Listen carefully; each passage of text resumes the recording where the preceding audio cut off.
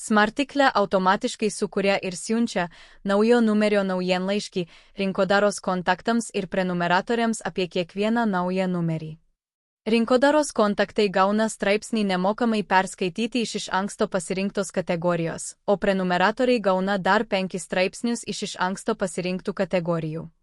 Naujienlaiškis yra rinkodaros modulio dalis.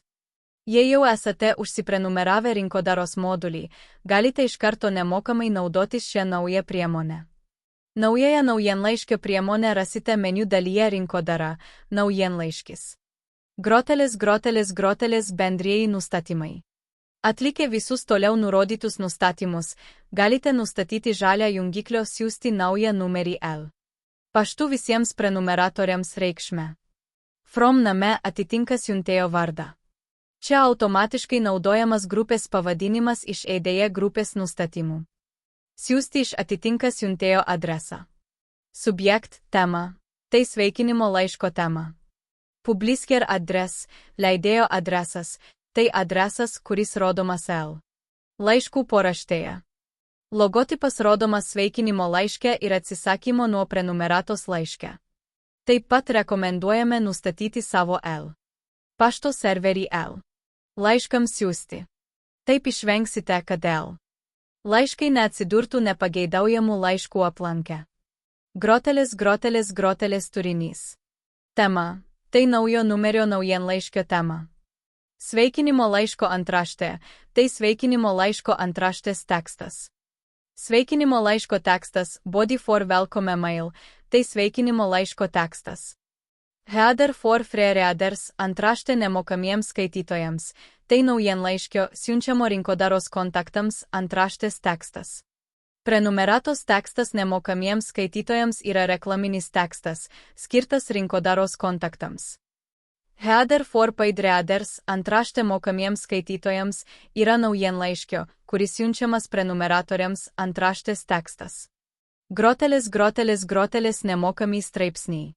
Čia iš anksto pasirenkamas skyrius, iš kurio pirmąjį straipsnį rinkodaros kontaktai gali skaityti nemokamai.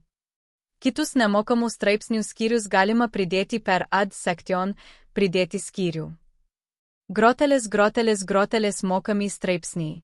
Čia apibrėžtos 3 kategorijos, iš kurių atrenkami straipsniai jūsų prenumeratoriams.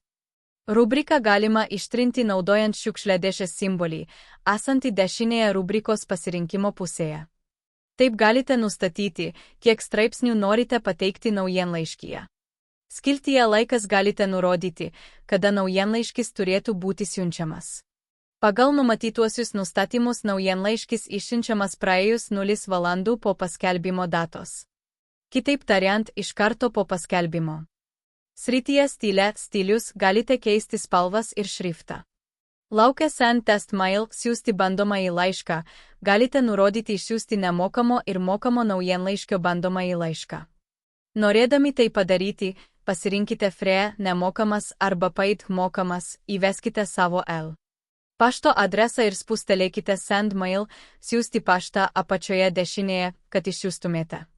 Lock import email list, importuoti L. Pašto sąrašą. Galite importuoti savo rinkodaros kontaktus, kuriems norite automatiškai siųsti rinkodaros naujienlaiškį. Taip pat galima pridėti atskirus adresatus.